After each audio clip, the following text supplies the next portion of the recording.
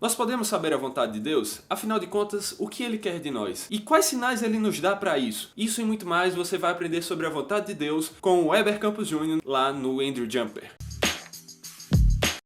Olá, eu sou Saul Lucena, seja bem-vindo ao Evangelho em Questão. No programa de hoje, quem irá nos ajudar é o Reverendo Weber, e ele vai nos falar um pouco sobre a vontade de Deus. E, Reverendo, no seu livro, o senhor fala um pouco da confusão que existe no meio atual, no meio cristão, sobre o que é vontade de Deus. E agora eu queria que o senhor falasse um pouco pra gente, que confusão é essa? Qual é o entendimento da vontade de Deus que a maioria tem? Saur, eu tenho aprendido pelos lugares por onde eu passo que esse assunto deveria ser compreensível. Eu digo deveria porque se nós somos filhos de Deus e nós temos intimidade com Deus, no sentido bom da palavra, de sermos próximos dele, a gente deveria conhecer a vontade do nosso Pai. Mas para minha surpresa, nos últimos anos, eu tenho percebido como esse é um assunto que é alvo de grande confusão. Eu dou alguns exemplos de confusão que evangélicos às vezes demonstram. Primeiro é que tem vários chavões que são usados com certa impropriedade. Quando as pessoas falam assim, eu sei que Deus tem o melhor para você, elas estão expressando um desejo de ver melhora na vida, mas que na verdade não é eu sei. Eu sei, ela quer dizer eu tenho certeza, mas ela não tem certeza.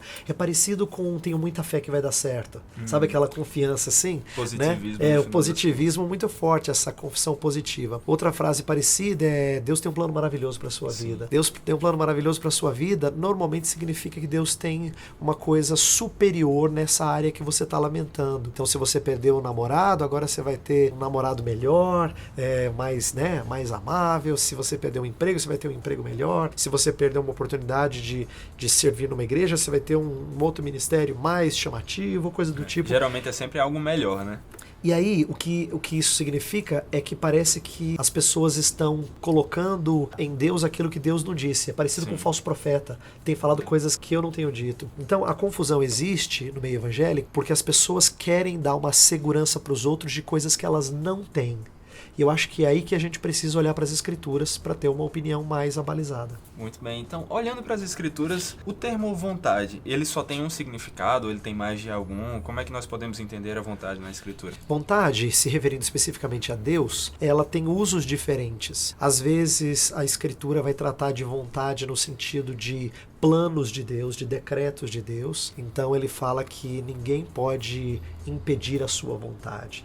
Isaías fala muito dessa soberania dele, por exemplo. Mas às vezes vontade é fazer o que dá prazer a Deus, né? Ou aquilo que combina com a moral, com os atributos, a santidade de Deus. Então, o texto do Salmo 40 é citado no Novo Testamento e colocado na boca de Jesus. Agrada-me fazer a tua vontade. É a ideia de fazer o que combina com os teus mandamentos. Então, às vezes, vontade diz respeito a planos, às vezes o prazer de Deus, às vezes os seus mandamentos. Então, existe um uso variado dessa palavra. No caso, em algum sentido, Deus teria mais de uma vontade? Não é mais de uma vontade. A gente fala de vontade de Deus como sendo única, mas a gente divide essa vontade em distinções, e aqui não é uma ideia minha, mas ela é comum na história da igreja, fazer distinções para a gente compreender como é que nós abordamos vontade. Deixa eu dar um exemplo bem simples. Se eu falo assim, olha, eu tenho um filho que está doente e o médico diz que eu tenho que fazer,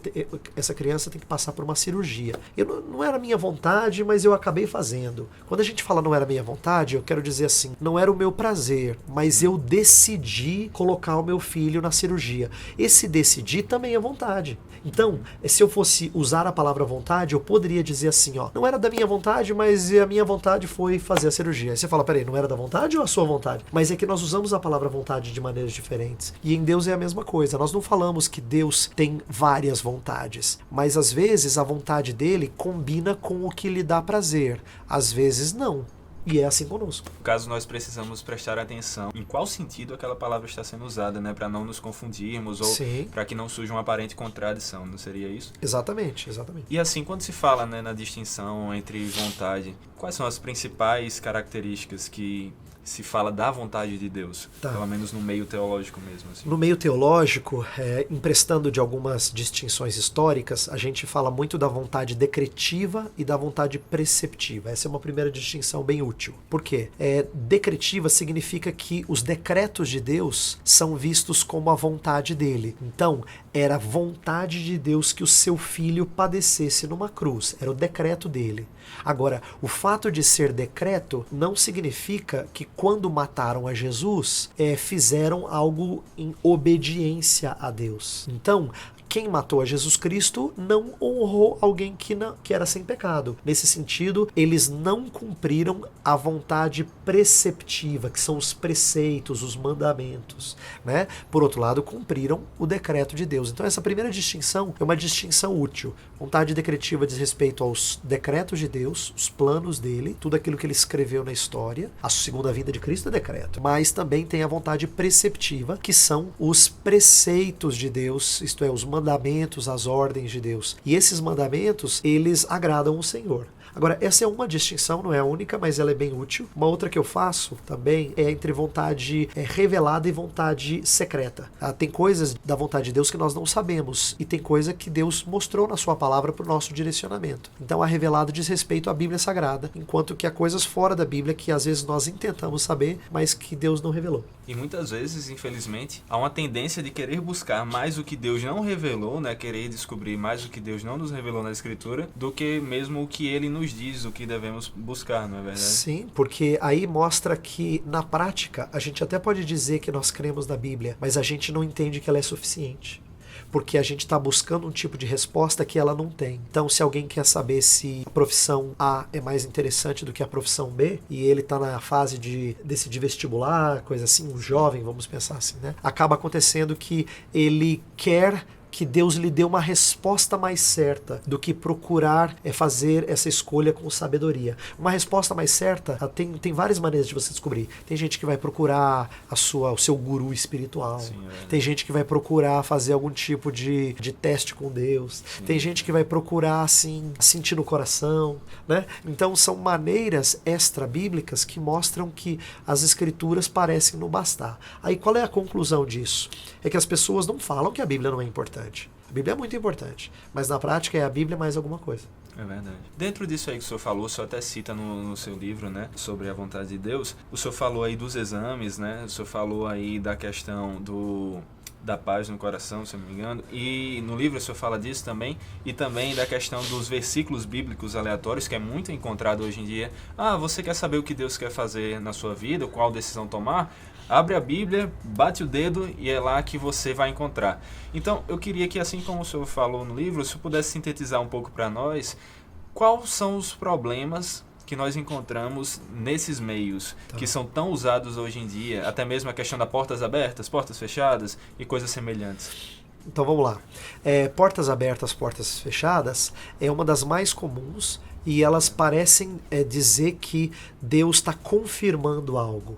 Então, quando alguém fala assim, puxa, eu queria tanto essa oportunidade de estudar fora do Brasil, mas vamos ver se é da vontade de Deus. Aí ele vai lá e faz toda a documentação tal, e aí não dá certo. Aí ele fala, acho que não é da vontade de Deus. Aí, olha só que contradição, Saor. Se a pessoa quer muito estudar fora do Brasil, ela tenta uma segunda vez, porque de repente assim é da vontade de Deus, mas só não deu certo. Quer dizer, é ou não é? Então, assim, a resposta, ela não é clara. E aí as pessoas interpretam conforme querem. Esse é o problema. Subjetivo. Totalmente subjetivo. Uma outra comum é essa de fazer teste. E aí usam muito a história de Gideão. Né? Gideão que deixou lá o novelo para que Deus confirmasse se era para ir para a guerra, não era, tal.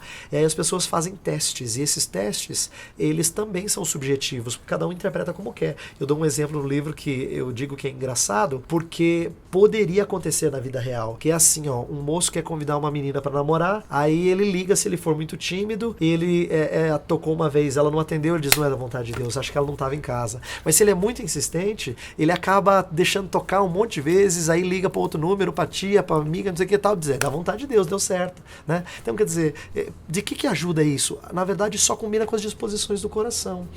Versículo bíblico, essa é interessante. Você falou versículos bíblicos aleatórios, que eu menciono no livro. Eu estava conversando recentemente com um casal, Saur, e eu percebi que isso ainda é muito forte. Eu vou dar exemplo desse casal, sem citar nomes e ocasião, mas só para ilustrar. Eles falam assim, pastor, quando a gente quer tomar uma decisão, a gente sempre procura na palavra.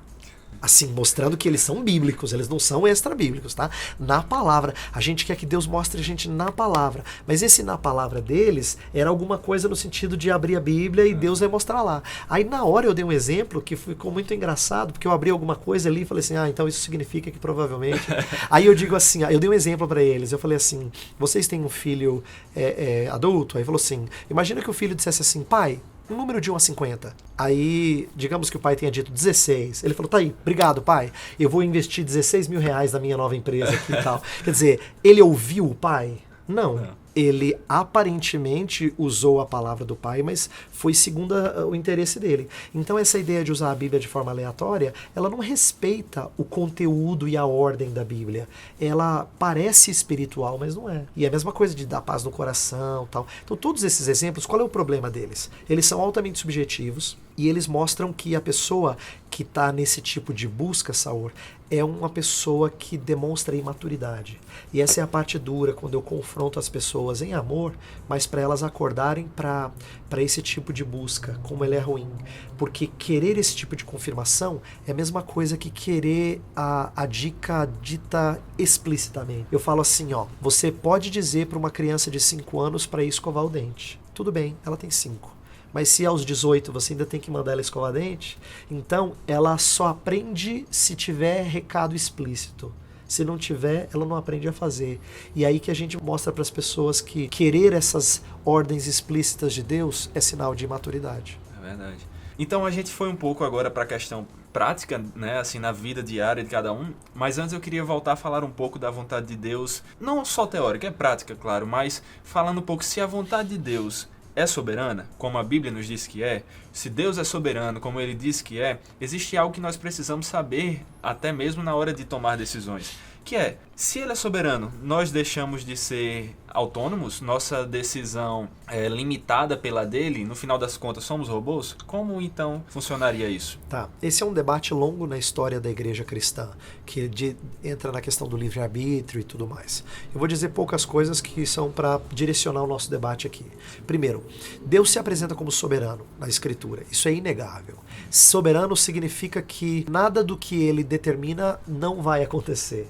Tudo acontece. Só que isso não significa que nós somos forçados na nossa vontade. Então aí que está o entendimento reformado do assunto. Deus faz com que criaturas como nós acabem cumprindo os seus próprios desejos e isso não escape do decreto e do plano de Deus. Então eu vou dar um exemplo bíblico. Em Isaías 10, Deus fala que a Assíria é cetro da ira dele. A Assíria não é um povo que teme a Deus. No entanto, a Assíria, ela faz tudo que o seu coração determina, ela conquista nações, ela destrói, e no entanto Deus diz que está fazendo aquilo que ele quer, isto é, aquilo que ele havia planejado para a Síria realizar. Então, nós somos autônomos? Não, a gente nunca age fora do controle de Deus, mas isso não significa que nós não somos livres, porque liberdade na Bíblia é fazer, ou liberdade interpretada de maneira filosófica, né, é fazer conforme seus próprios desejos, suas próprias predileções, e a gente sempre faz isso. A gente sempre faz segundo a nossa vontade, o nosso desejo. Então, nós não somos autônomos, mas nós podemos e fazemos frequentemente o que nos agrada, ainda que a gente não saiba esses decretos de Deus. Então, para fechar essa resposta, sempre fazemos a vontade de Deus no sentido de decretos? Sempre. Sempre. Por quê? Porque a gente não sabe qual é essa vontade. Mas mesmo que a gente faça algo errado, não escapa dos decretos de Deus. Melhor exemplo bíblico que eu posso dar, quando mataram a Jesus, cumpriram o decreto de Deus. Mas fizeram algo que desagrada o Senhor em termos de mandamentos, de vida correta. Então, a gente não deve olhar para essas coisas de maneira ruim. Queria, inclusive, já introduzir um outro assunto, que é o seguinte. Deus, o fato de Deus determinar e decretar todas as coisas, não significa que ele nos diga, tintim por tintim, o que fazer em cada área. Ele nos dá liberdade para escolher em várias coisas. Por exemplo, a Bíblia não tem lá que tipo de pasta de dente você tem que usar. É verdade. Né? Ou que tipo de roupa é correta para ir para a igreja. Essa é uma questão de prudência. Tem a ver com ponderar, ou quanto dinheiro você deve usar para pagar um aluguel, ou, sabe assim, são perguntas práticas que todo mundo pode fazer, mas que a Bíblia não vai dar resposta explícita, ela vai nos dar sabedoria para a gente saber o que é prudente, o que não é prudente. No caso, são uns preceitos, algumas informações gerais que nós vamos aplicar ali aquelas decisões, assim, numa linguagem bem vulgar agora, seria basicamente isso, né? Pegar os princípios que a Bíblia nos dá e aplicar aquelas decisões. Isso, esses princípios, eles não são necessariamente ordens. Às vezes a Bíblia tem ordem, é claro que amar o próximo é um mandamento, amar a Deus, né, são os 2 grandes mandamentos, e a Bíblia tem vários outros mandamentos, mas às vezes o princípio é assim, ó, a sabedoria na multidão de conselhos. Esse é um princípio de sabedoria que a gente tira de Provérbios. Jeremias 17 fala, enganoso é o coração mais do que todas as coisas, desesperadamente corrupto. É um texto que não apresenta uma ordem, mas ele está falando da pecaminosidade do homem. Então, digamos que a gente estivesse conversando com uma pessoa envolvida em órgão público, e ele dissesse, não, eu acho que se eu tiver esse projeto bem feito, vai dar certo, o Brasil vai para frente. Aí você fala assim, pera um pouquinho. Você lembra que a Bíblia fala que o coração do homem é enganoso? E de que o homem ele é capaz de corromper coisas boas? Então você está pegando um princípio bíblico e aplicando. Isso transmite sabedoria a alguém que talvez tenha um sentimento assim um pouco otimista de alguma coisa e não tenha pé no chão e não reconheça a queda e os efeitos da queda. Então é isso que eu quero dizer por princípios bíblicos serem usados em diferentes situações para que a gente haja de forma sábia. E diante da distinção, né, que o senhor já falou um pouco pra gente, da vontade de preceitos e da vontade decretiva, infelizmente há pessoas que mesmo sem ter noção dessa distinção chegam e dizem, Deus é soberano, né, a questão de que os decretos dele se cumprirão, mas Deus também diz que devemos orar, que é a questão dos preceitos. Porém, por que orar se Deus é soberano e se a vontade dele já vai se cumprir? Okay. Então isso é uma dúvida que eu acho importante do senhor responder para as pessoas que ainda estão com ela em mente. Tá, o fato de Deus ter decretos não anula nenhum dos preceitos, porque não só oração, mas tudo mais é afetado. Por exemplo, se Deus já planejou toda a minha vida, por que eu tenho que procurar me santificar? Se Deus já planejou a minha vida, por que eu tenho que evangelizar? Né? Ou, né, a vida, Deus já sabe quem ele quer salvar. Então, nenhum dos mandamentos é anulado pelo decreto divino. Oração. Então vamos lá. Uma coisa errada que a gente às vezes nutre sobre oração é pensar que oração significa mostrar intensidade e Deus vai olhar pra gente e vai ficar com dó e vai dizer, tudo bem, vai, eu vou dar pra vocês o que vocês querem. Como se fosse torcer Deus para que Deus atenda. Na verdade, oração tem muito mais a ver com humilde submissão ao controle, ao poder de Deus. Então, quando a gente ora, a gente se coloca no devido lugar, isto é, a gente entende que somos impotentes para alguma coisa. Como nós somos impotentes, então a gente suplica a quem tem poder. Por isso que oração não tem nada a ver com o poder da oração, tem a ver com o poder daquele a quem a gente suplica. O poder não está na oração, o poder está no Deus que atende a oração. Alguém pode ter uma oração muito intensa para com Deus errado e não valer nada. Você lembra da história dos profetas de Baal? Sim. Diante de, né, orando, e aí se machucavam e se flagelavam, e o profeta de Deus dizendo assim, fala um pouquinho mais alto, de repente ele está dormindo. Quer dizer, eles estavam orando com intensidade, mas era para o Deus falso. E aí Elias, basta que ele, né, fosse o momento dele e ele mostrasse quem é o verdadeiro Senhor, quem é o Deus de Israel. Então, oração não é para torcer a vontade de Deus. Oração é para nós nos conformarmos à soberania de Deus e nos colocando debaixo da soberania dele, pedir em conformidade com os preceitos dele. Então vamos lá, deixa eu falar dessas duas coisas para encerrar a resposta. Sim.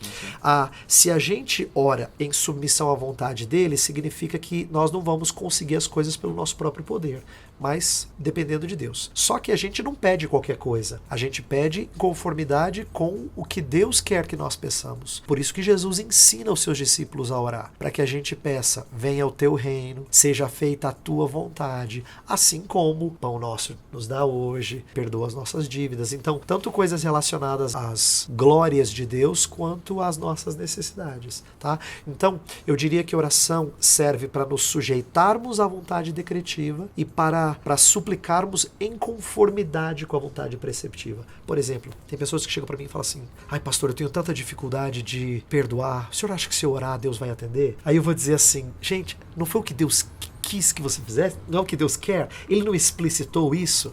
Se ele explicitou isso, então ore que ele vai te atender. Ou em alguma luta contra um pecado. Ah, eu queria tanto vencer esse pecado na minha vida. Será que Deus vai me ouvir? Deus falou que ele quer que você vença. Então, orar em conformidade com a vontade preceptiva é uma oração, vamos chamar assim, de certeira, porque combina perfeitamente com o que ele quer que você peça. Hoje em dia as pessoas não oram por outro motivo. Elas leem a Bíblia e encontram lá as pessoas recebendo respostas de Deus por meio de sonhos, profecias e coisas desse estilo. Mas elas não veem essas respostas e por isso elas dizem: ah, Deus não me ouve. Então tem duas perguntas aí. Uma, Deus continua se revelando por meio de profecias, de sonhos e até mesmo falando com as pessoas? E a outra, o fato de Deus não se manifestar dessas formas quer dizer que ele não está ouvindo a oração da pessoa? A sua segunda pergunta já responde a primeira. Olha só.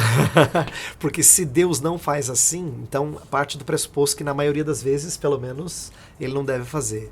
Então deixa eu responder a primeira, a gente fala sobre as duas. A maioria das pessoas que procura profecias, visões, sonhos, quando eu digo procura é que ela vai atrás disso, ela é crédula em relação a isso, são pessoas que têm questionado a suficiência das escrituras. Deus pode fazer isso? Pode, Saul, eu não questiono que ele possa fazê-lo. Inclusive tem pessoas que testemunham sobre como Deus tem se mostrado a muçulmanos através de sonhos. Isso é muito comum em alguns meios missionários, eles falam sobre isso. Agora, eu costumo dizer, e eu estou tirando aqui de uma ideia que eu preguei recentemente na igreja em que eu pastorei, falando sobre milagres, dizendo assim, que quando Deus faz coisas extraordinárias como essas, Deus não está estabelecendo uma regra.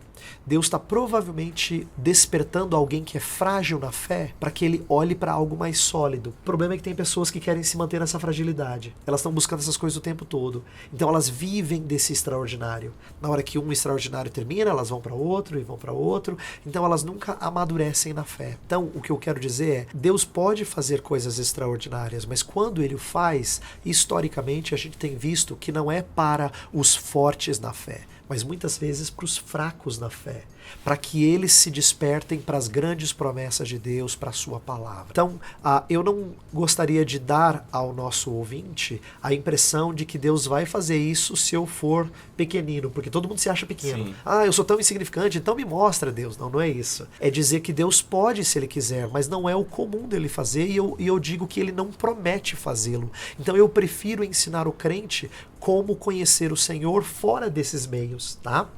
A segunda coisa, se você disse assim, se Deus não fala, quer dizer que ele não está falando com a gente? Né? Claro que não. Tanto é que nós chamamos a Bíblia do quê? De palavra de Deus. Se ela é palavra de Deus, significa que Deus fala por ela. Por isso que o zelo da igreja cristã verdadeira é a pregação da palavra, porque nós entendemos que é por meio dela que Deus se comunica com o seu povo. Então, por isso que as escrituras precisam ser a base, inclusive, das decisões que nós tomamos. Não daquela maneira aleatória que a gente falou, de buscar a Bíblia de forma assim... Aquilo seria uma espécie de necromância, a Bíblia? Exato. Eu estava falando num lugar que a pessoa usou o termo bibliomancia. Sim, ele brincou assim, disse que a gente usa como se fosse um tipo de espiritismo, mas com a Bíblia.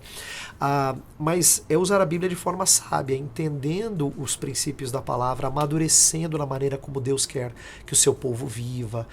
Então isso sim seria Deus falar conosco. E Deus fala conosco sempre, mediante boa pregação, bom ensino da palavra.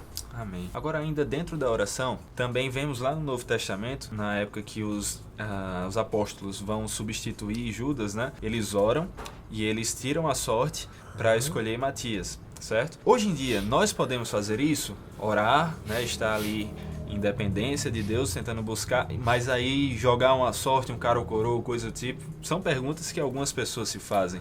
E aí, como é que fica isso? É uma boa pergunta, e eu diria que a primeira regra para a gente ser cuidadoso é que aquilo que a Bíblia não coloca como prescrição, mas apenas como uma descrição, a gente deveria pensar 2 vezes antes de praticar. Vou dar um exemplo do próprio livro de Atos. Lá no capítulo 4 tem um momento em que eles estão orando e o lugar em que eles estão treme. Sim. Aí tem gente que diz que essa aí é uma oração poderosa, então o nosso templo tem que tremer na igreja se a gente orar com fervor. Quando, na verdade, em nenhum outro lugar da Bíblia foi demonstrado que homens de Deus orando, algum lugar tremeu. Foi o único lugar na Bíblia em que isso aconteceu. Por exemplo, nós sabemos que Daniel era um homem de oração, mas em nenhum momento a Bíblia fala que o lugar onde Daniel estava tremeu. Nós temos outros fiéis da Bíblia que são homens de oração e, no entanto, nada disso acontece. Então, quando a Bíblia descreve alguma coisa sem dar um mandamento ali explícito, como nas cartas de Paulo, nas cartas de Pedro, de João, a gente tem que tomar cuidado para não achar que isso é uma regra para ser obedecida. Então, eu não diria que lançar sortes é um método em que Deus espera que nós busquemos a sua vontade hoje. Por quê? Principalmente porque hoje nós temos a sua vontade completamente revelada nas Escrituras, aquilo que ele quer que nós saibamos. Então, em tempos em que a palavra de Deus não era plenamente mostrada, faz sentido Deus instituir métodos como Urim Tumim, né? Ou outras coisas que envolviam o lançar sortes, ou Deus aparecer, as teofanias, por exemplo, aparecer a Abraão e outras coisas mais. Mas não hoje, porque hoje nós temos a revelação de Deus tão mais clara que a gente pode olhar para trás e entender o cuidado de Deus na vida do seu povo. Então eu sempre encorajo o cristão a buscar um caminho seguro, um caminho pautado nas Escrituras, antes do que aberto a essas interpretações subjetivas. E no final das contas é como se nós estivéssemos mais abençoados, né? Porque o que precisamos saber de Deus já está revelado. E naquela época eles estavam buscando ainda, de certa forma, o que fazer. Só que o engano, Saor, é o seguinte. As pessoas, elas acham que quem busca a vontade de Deus por esses meios extraordinários, esse é espiritual. Sim. Então, e aí eu quero falar algo bem firmemente, e peço que o nosso ouvinte pense, pondere sobre isso, que é o seguinte: quando você busca essas coisas extraordinárias e entende que é espiritual, eu não duvidaria se você estivesse debaixo do engano do inimigo. Por quê? Porque nós temos que aprender a simplicidade e a beleza de uma vida cristã comum, que é aprender através da sua palavra e crescer em santidade e sabedoria, antes do que ficar buscando uma novidade atrás de outra. Então, crentes que procuram esses meios aí que a gente estava falando, eles costumam ser pessoas que não se contentam com o comum. É como se você quisesse ir no restaurante todo dia, antes do que se contentar com uma comidinha comum que faz bem ao nosso corpo e despreza essa em busca de algo extraordinário, entendeu? Sim. E, reverendo, o senhor já falou bastante, no meio de todas essas respostas, nos deu um pouquinho sobre o adiáfora, né? Mas eu acho que é uma coisa importante de o senhor falar para as pessoas de casa. E então, nos explique o que é esse termo e como isso se aplica à nossa vida, né? Assuntos adiáfora, que é um termo que nasceu na época da Reforma Luterana e questões e debates que estavam sendo levantados, diz respeito às coisas indiferentes. Indiferentes em que sentido? Coisas que a Bíblia não explicita. Ela não diz exatamente se você tem que fazer isso ou aquilo. Há muitas coisas na nossa vida que são assuntos adiáfora. Deus quer que nós cultuemos a Ele segundo certos princípios fixos. Então isso aí não tem negociação, não tem assim... você não pode dizer assim: Senhor, dá para cultuar o Senhor sem respeito? Né? Dá para cultuar o Senhor sem zelar pela sua palavra? Podemos banir cânticos dos nossos cultos? Tudo isso seria ir contra princípios muito explícitos na Bíblia. Mas tem alguns assuntos na Bíblia que nós não temos ordem clara. Por exemplo, nossa profissão, o que eu vou fazer, ou que tipo de faculdade eu quero escolher, ou devo trabalhar nesse ministério ou naquele ministério, né? Nessa área da igreja ou naquela da igreja. Casar com fulaninho. Casar com fulano ou com ciclano. Deus dá diretrizes? Dá. Por exemplo, servir na igreja deveria ser em conformidade com nossas aptidões espirituais, os dons. Mas isso não significa que a gente só possa fazer aquele tipo de serviço. Então, esses assuntos outros que a Bíblia não ordena exatamente o que fazer, nós temos que entender que Deus nos dá liberdade para decidir a partir de referenciais bíblicos, a partir de princípios bíblicos. Quando chegamos nesses assuntos que o senhor acabou de falar, também existe a outra dúvida. Se existem coisas que são adiáforas, que não tem certo e errado, por que quando eu escolhi para tal faculdade, ou por que quando eu decidi casar com fulano, coisas ruins aconteceram? Que é aquela ideia que o senhor trata no seu livro, que eu acho muito importante ser comentada, que é aquela ideia de que se nós escolhemos algo errado, a resposta disso é porque tivemos consequências ruins. Então, o que é que o senhor pode dizer sobre isso? Primeira coisa é crer que o plano de Deus para a nossa vida não significa uma vida sem tropeços, sem dificuldades, sem provações. Muitas são as aflições do justo, diz a Escritura, né? Então, Deus não promete livrar-nos dessas coisas. E eu digo isso porque a gente não pode ter a impressão de que uma determinada falha no percurso profissional, ou até tem pessoas que falam isso em relação a casamento, relacionamento.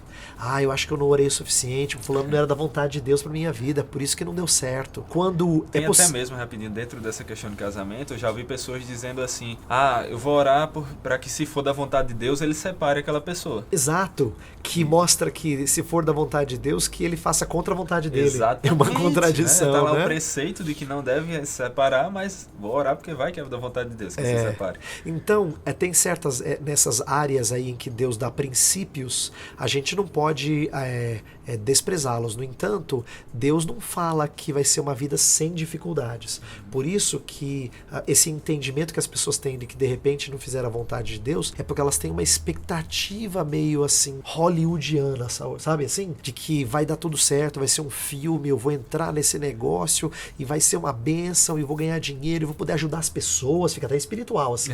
Vou ajudar as pessoas, vou fazer o bem, eu só vou quero doar. Ficar rico para ajudar os outros. Isso, eu vou dar bastante dinheiro para a igreja. Quer dizer, é uma expectativa muito errada. E tem a ver até com o que o senhor disse logo no início, daquela ideia de que Deus tem outro plano para você, né? Sempre aquela coisa positiva de que as pessoas dizem que Deus tem para nós. Exato. Então, essa expectativa de um plano de Deus sem tropeço é uma expectativa pagã. Então, deixa eu fazer essa comparação para encerrar. Quando eu falo que é uma expectativa pagã, eu quero dizer assim, por que as pessoas procuram ter a sua mão lida? Elas querem saber o que vai acontecer lá na frente para que elas procurem um caminho de felicidade. O cristão age de maneira parecida. Ele quer saber coisa lá na frente para ele escolher um caminho sem dificuldades. Quando Deus nunca prometeu fazer isso para o seu povo. Eu costumo dizer que Deus nos chama a uma vida por fé, não por vista. E uma vida por fé significa confiar na providência do nosso Deus, mesmo quando a gente não enxerga o que está adiante de nós. Amém, reverendo. Agora, para encerrar, eu acho que o que falta realmente é nós podermos agora discorrer sobre o que o senhor já falou dos princípios. O senhor falou sobre todas as respostas de que existem princípios bíblicos que devem ser aplicados nas nossas decisões. Sim. Então, quais são os principais que nós devemos usar nas nossas decisões? O senhor fala algo muito bom no seu livro e eu gostaria que o senhor pudesse passar para o pessoal de casa. Eu falo de alguns princípios que são tirados das Escrituras, são simples, mas úteis, na minha opinião, e pelo que eu tenho aprendido da Bíblia Sagrada. Então, em primeiro lugar, ponderar sobre a situação de maneira racional, usando a inteligência que Deus nos deu, a partir de leitura do que está acontecendo, não é anti-espiritual. Eu chamo esse de o caminho da razão. Né? O caminho da razão, que é o seguinte: ponderar prós, contras, ver o que é melhor, o que é mais saudável, o que vai trazer a benefício à minha família. Será que isso aqui escraviza a minha vida? Será que isso aqui glorifica o Senhor? Será que o que eu estou fazendo é algo que é lícito? Então, ponderar sobre essas coisas é o primeiro princípio bíblico e é amplo e envolve bastante coisa. O segundo princípio é a gente ouvir outros. É o caminho da sabedoria, o caminho do conselho, do aconselhamento, eu chamo, né? Caminho do aconselhamento. Que é assim você dizer, peraí, pode ser que eu não esteja enxergando essa situação da melhor maneira possível. Então, o que outras pessoas maduras na fé podem dizer a respeito? E também, um outro ponto que eu quero destacar. Nisso tudo, por que a gente precisa tanto ponderar nas Escrituras quanto ouvir outros? Porque o nosso coração é enganoso. Então, a gente não pode achar que o que vem de primeiro ao nosso interesse é necessariamente o melhor. É bom que passe pelo crivo da reflexão, da palavra, do conselho de pessoas maduras. Então, suspeitar aproveitar das suas motivações, digamos que é uma maneira bíblica de aplicar o pecado. Sabendo que nós somos pecadores, a gente vai optar pelo caminho de desconfiar das nossas motivações e vai sempre checar com as Escrituras e com outros irmãos. Amém, amém. Nós aprendemos bastante aqui e agora, para encerrar mesmo, eu gostaria que o senhor falasse um pouco do seu livro, que foi um dos livros que mais transformou assim meu entender da Escritura. Logo quando eu me converti, ainda estava aprendendo muito ali sobre a vontade de Deus e eu queria saber o que fazer. E o seu livro foi que me mostrou como buscar isso na Bíblia, como tentar ser maduro na hora de tomar uma decisão para a glória de Deus. Então, reverendo, para as pessoas que estão aí em casa, fala um pouco do seu livro. O livro que o Saor se refere chama-se Tomando Decisões Segundo a Vontade de Deus, é publicado pela editora Fiel. É um livro pequeno, portanto, se você não tem hábito de ler, não se desanime, ele não é tão longo, não vai cansá-lo tanto. Inclusive, acho que esse é um incentivo para as pessoas lerem. Mas o que eu faço no livro, em suma, é o seguinte: eu mostro como há muita confusão nessa área, eu tento apresentar distinções bíblicas, teológicas, aprender com a história da igreja, para a gente tirar um pouco dessa neblina, dissipar essa neblina e encontrar caminhos mais saudáveis. E aí, mais ou menos na metade do livro em diante, eu entro em questões mais práticas, em que a gente vai trabalhar como é que a gente lida com os momentos de decisão, em que a gente não tem necessariamente um caminho certo e outro errado, mas é entre duas coisas lícitas. Aí como é que você decide? Então aí essa última parte do livro vai lidar com esses caminhos mais práticos, na tentativa de pelo menos ilustrar. Eu queria deixar bem claro uma coisa: o livro não é exaustivo. Todo mundo que lê o livro e que gostou sempre tem um comentário para fazer do tipo assim: puxa, seria tão bom se o senhor também falasse isso. A ideia não é ser exaustivo, é ser uma introdução para colocar as pessoas num caminho de sabedoria bíblica. Apresentar os princípios ali. A partir daí, elas vão dizer assim: eu acho que agora eu posso ponderar sobre esse assunto. Por exemplo, uma vez alguém me disse assim: pastor, se o senhor tivesse falado sobre tatuagem, piercing, sobre bebida, se pode, não pode. Quer dizer, ela queria que eu falasse dos chamados usos e costumes e outras coisas mais que escandalizam alguns, não escandalizam outros. A razão de eu não ter tratado de cada detalhe desse é porque, além de delongar demais, eu acho que os princípios lá são suficientes para a gente começar a ponderar sobre esses assuntos. Com certeza, foi um dos livros que eu mais gostei, que foi muito Que bom. Então, graças adquira esse livro para se aprofundar nesse assunto e poder estar guiado, dirigido de acordo com a Escritura, com os princípios que são expostos ali para tomar decisões segundo a vontade de Deus. Amém. Reverendo, muito obrigado pela entrevista. Muitas perguntas foram respondidas de maneira dinâmica, como é sempre característico do senhor. Foi um prazer estar aqui com o senhor. Muito obrigado. Uma alegria poder compartilhar. Espero que seja útil para os nossos ouvintes. É isso aí, galera. Eu espero que vocês tenham gostado muito, que vocês tenham aprendido mais sobre a vontade de Deus, que vocês tenham tido suas dúvidas respondidas. Se você gostou do vídeo, deixe seu like, se inscreva no canal para acompanhar mais vídeos como esse, para acompanhar bom conteúdo. Nos acompanhe nas redes sociais para estar por dentro de todos os avisos, de enquetes que nós fazemos. Compartilhe com seus amigos para nos ajudar a divulgar esse conteúdo e alcançar mais pessoas. E por fim, deixe seu comentário. Nos diga o que é que você achou, se você achou que suas dúvidas foram respondidas, o que é que você ainda ficou em dúvida, quais das respostas foram bênção na sua vida ou mais mudaram a sua concepção sobre a vontade de Deus. Deixe seu comentário, deixe seu feedback, isso é importante, isso nos ajuda a saber como preparar um bom material para vocês. Então, galera, valeu, muito obrigado pela presença e até a próxima.